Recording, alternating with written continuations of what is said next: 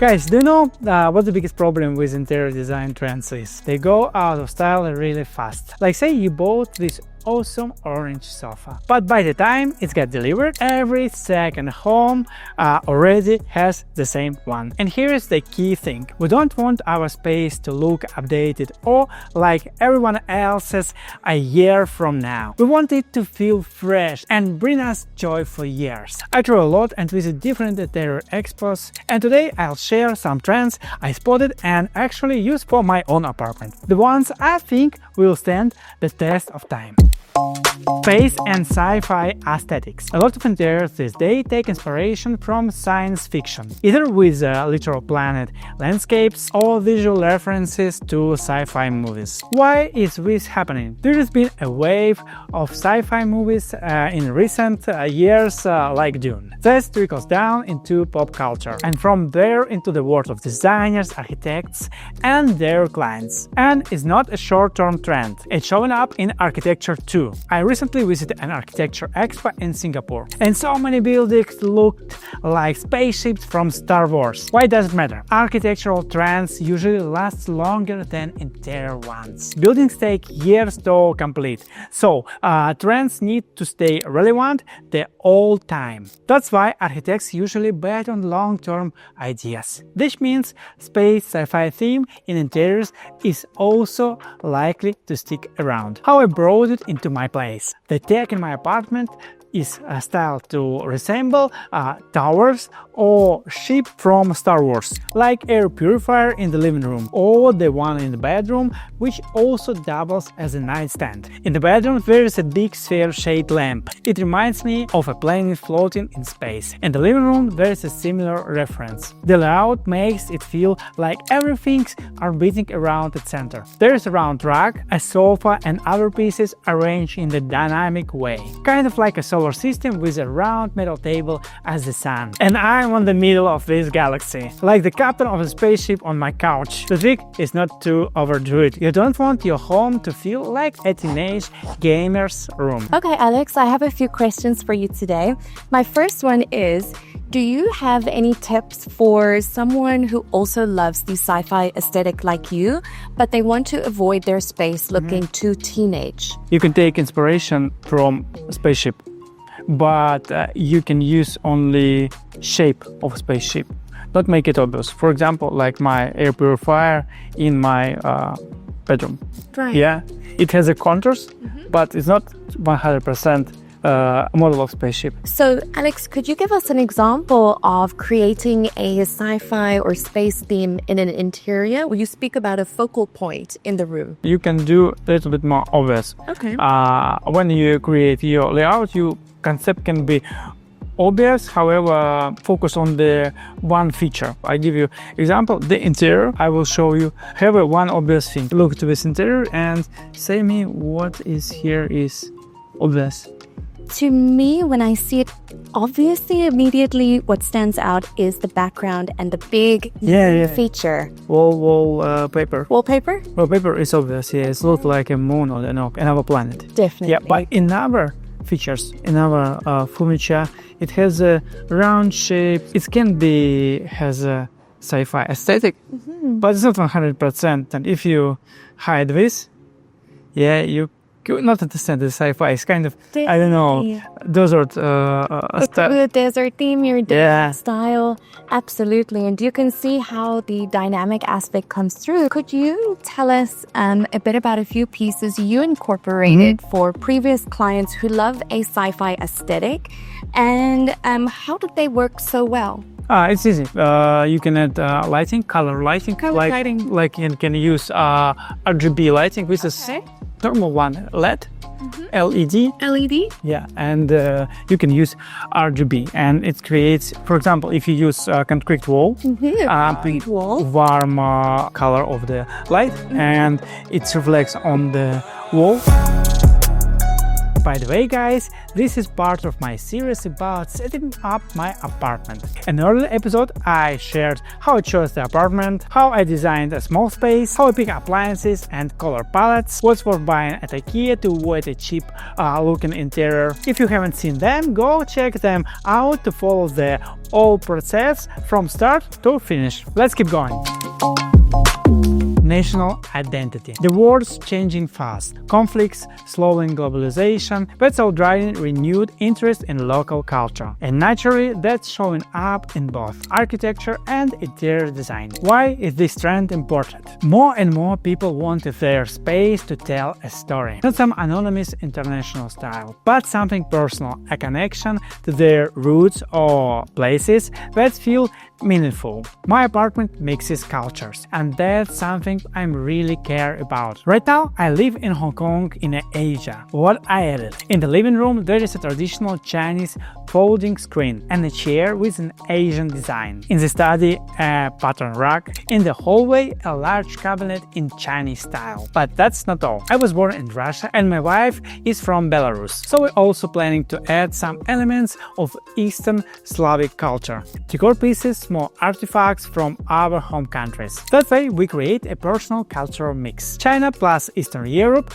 is something that reflects our story. How can you use this trend? Think about which cultures or culture you connected to. Where were you born? Where do you live now? Which place feels close to your heart? And elements from that culture into your space. Colors, patterns, decor, furniture, materials. You mentioned an accent piece that you're using in your home, and it's a Chinese cabinet. And you spoke about how we can incorporate elements that can represent our nationality. Okay. So can you tell us which sort of accent pieces really stood out to you from the past? What kind of identity do you have in South Africa? For example, flowers. Do you have special flowers what can grow only in South Africa? Yes. So we have a beautiful flower called a protea, and it is our national flower, and it is exquisite, and it's only found, well, mostly found in South Africa, somewhere in Australia, but we have some beautiful ones. I was a volunteer a few days ago. My designers represent me interior. It has a concept of travel to South Africa. What do you think? This is protea. This is the protea. Yeah, that's why I asked you about the South African aesthetic. Amazing. That's beautiful. Like a necklace, a beaded necklace. Yeah. Amazing, because we have beautiful beadwork in South Africa. Yeah. For example, with all the color of the protea. Yeah, for example, you can use. It's not obvious. Right. Yeah, but it's kind of flowers here, red, and it's There's certain accents you can definitely go from it, and the green as well just reflects the beautiful naturescape in South Africa and the greenery that we have too. Yeah, and you can create the interior with a local identity. And for example, you can add colors, you can add elements from culture, you can add not obvious, but you can add details. And definitely very elevated. Yeah. Desert-inspired interiors from the East. One of my big sources of inspiration is the desert and the culture of the Middle East, which is rapidly evolving thanks to cities like Dubai, Riyadh, and Neom region. If you look closely at the visuals of Dune, you'll notice heavy references to Bedouin culture, nomadic desert tribes. These show up in fashion, textures, materials, design rhythms, and the interiors themselves. My place is reflected in the color palette, and there is a bit of a desert campfire or oasis vibe, especially when the sunset light hit the apartment. What else you can borrow from the style? Textiles with texture, natural fabrics, rough weaves, a warm earthy palette, ochre, terracotta, dusty browns. Furniture shapes that look like they were shaped by sand, rounded, weathered forms. So you mentioned in a few of your previous videos about color choices. Can you tell us a bit more about what are some great color combinations for a desert theme? It's easy. Let's go together. Yeah. For example, what's the best time in the desert? I imagine sunset, when it's getting cooler and the sun is going down. Let's go to find sunset desert color palette. Yeah, I like this one. Yeah, you can use terracotta, sand, and dust. Why do you like this one, Ale? Because desert is about monochromatic interiors. Okay. It's warm. It has a red color. Yeah, just a little bit red, like a terracotta. Yeah. And if you make your interior using the all shades from terracotta to dust, it will be beautiful. I think in this one, really beautiful too. We have a range from light and dark. Yeah. When you create monochromatic interiors, you have to think about textures. And you can use not only colors, you can use different texture, for example, rough, rug, or very linen. Yeah.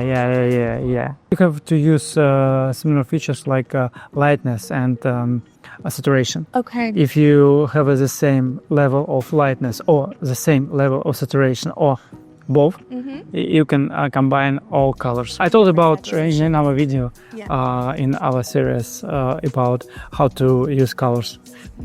Guys, if you don't watch it, you can go and watch it again. Go check it out.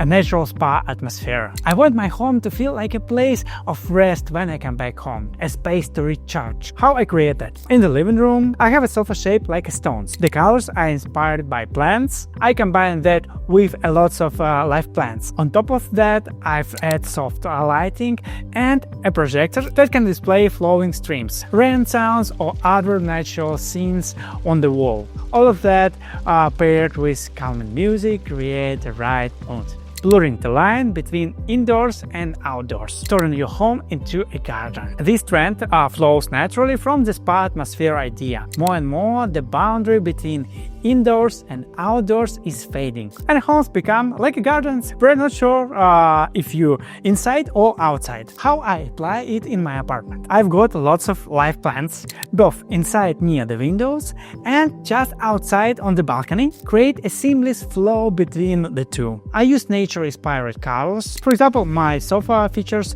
various shades of green like plants. This concept was everywhere at the latest Salon del Mobile in Milan. How you can bring this trend into your home? Use outdoor furniture indoors like terrace chairs or tables. Create a small natural corners, place stones, or even build a little decorative rock garden. Just don't forget the bug spray. Plants attract insects. And hey, maybe get yourself a gardener. Okay, to be fair, you don't have to go full jungle mode with live plants. You can use dry flowers or even high-quality artificial plants. Some look incredibly real and these days. One more way I bring in nature, I've got organic shaped lamps in the living room and study. And that round lamp in the bedroom kind of reminds me of a tumbleweed. Can you tell us a few common mistakes people make when putting plants into their interior? Usually people use small plants, too many small pieces, too many small pots. If you want to make interior in greenhouse style, it's okay. Yeah, it can be beautiful, and close to nature, it's eco-friendly, and 100% it can be. But if you want to create a stylish interior with a different atmosphere, you can use big flowers and big pots. And of course, if you're not really good gardener, you can use artificial plants, like my clients in rain. Bring our plants to die. I have one client. He throws a lot, and that's why he has artificial plants.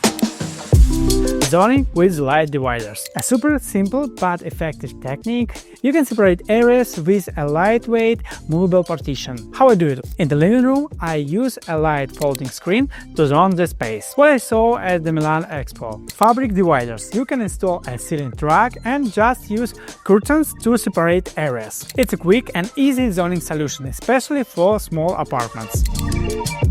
Decor in the interior. We're moving away from the super minimalist spaces and bringing in more decor. Why I think this is a long-term trend? Because people want to put that a little souvenir from their travels on the shelf, something personal. But it's important to plan in advance where your decor will go, so it doesn't end up cluttering a space. What I did? I built a shelving partition with dedicated spots for decor pieces, basic symmetry and contextual asymmetry, one of the most interesting trends from the latest Milan Expo. How I use in my apartment. In the living room there is a basic symmetry, a center divider, a round table and two chairs. The rack and the coffee table also follow a symmetrical layout, but the sofa adds an asymmetric accent. How to use it? Start with a basic symmetrical layout, like along the central axis of a room, and one element that breaks the symmetry. This adds movement and make the space more interesting. Mismatch chairs. This is a fun and really effective trick. What I did? I used different chairs, but they all made of black wood. Their shape are different, but the color unifies them. How you can apply this? Around the dining table, mix and match chairs, just unify them by color, material, texture. Same goes for timberware. Different plates, but all in the same style. Cups in one color, but different shapes. Black woods. One of the strong trends I first noticed at Design Expo in China. Black wood works beautifully in interiors, especially when the furniture has interesting shapes. In my place, black wood dresser with unusual geometry in the bedroom. Dining chairs made from the same materials. Tip: which materials look great when it contrasts with a lighter background.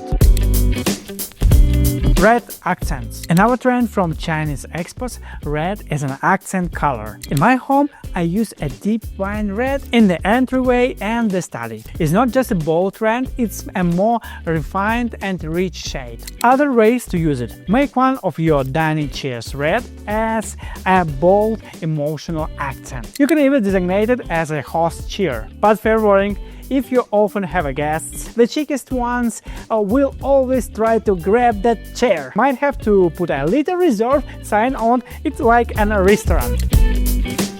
Metal in the interior. This is my second time incorporating metal elements into a home. In my previous apartment, I used a lot of metal in custom furniture, though it was actually just metallic paint. In this one, I have used smaller metal details, a coffee table, bar stool legs. Metal helps me create contrast, which brings us right to the next point. Contrast in textures and fabrics. Metal pairs beautifully with soft or rough textures. In my home, a metal table contrasts with a texture rack. My sofa is made with a mix of fabrics, both in color and in texture. How this trend evolved. It starts with the sofas made of one fabric in one color. When one fabric, different colors. Now multiple fabrics and colors in one piece. It adds visual depth and brings life to the interior. Colored glass. I use it in my bookshelf in the study. How it works. Colored glass gives the space a light, airy feeling. It can be transparent or semi-transparent with a tint. Where else to use it? In the shower instead of standard clear glass, in coffee tables or decorative panels. Transformable furniture and spaces. This is another trend I talk about in detail in episode 2 about design small spaces, so I won't go too deep here. In short, I prefer a simple solution over complex mechanisms. In my apartments, I use mobile elements that are easy to move. Simple transformations, nothing high-tech or over-engineered. At the Salon del Mobile Expo, there were lots of high-tech solutions like a gym sofa, but I think it's overkill. And hey, going to an actual gym is kind of fun. Otherwise, you sit down to watch a show and boom, your sofa stretch you into a split. Show's over for you tonight. So yeah, I keep it simple. Tech and digital integration. Technology is blending more and more with natural elements. For example, we're seeing sofas with built-in charging ports in organic shapes. In my home, tech shows up in projectors, lighting, and other gadgets. Some are on display, some are hidden. Like my robot vacuum that lives inside a cabinet. Digitalization is kind of a sub-trend of tech integration. It's when the real physical space starts blending into the digital world. I'm planning to add an art piece to my apartment that reflects this idea. Something that symbolizes the shift from the physical world into digital. But I will talk more about that in the final episode. So hit subscribe so you don't miss it. Eclectizm. And finally, the trend that runs through my entire apartment from top to bottom, Eclecticism. It ties together everything I've talked about. And main principle, don't be afraid to mix different things. That's where new ideas are born. But fair warning, if you go too wild, you might end up with an Alice in Wonderland Museum of Curiosity. So take it easy and keep balance in mind. In conclusion, interior design is always about you. Not trends, not fashion. You're the one living in that space. So bring to your home only what you love. And forget the trends if you want. What matters most is that you enjoy living in your space. Even if that means putting a giant glowing cactus in the middle of your living room. Let it shine! As long as you love it, nothing else matters. And in the next episode of the series, I'll talk about how to choose curtains or lighting. Still deciding. I'll tell you how a chair literally collapsed under me, and how that led me to China to pick up out new furniture.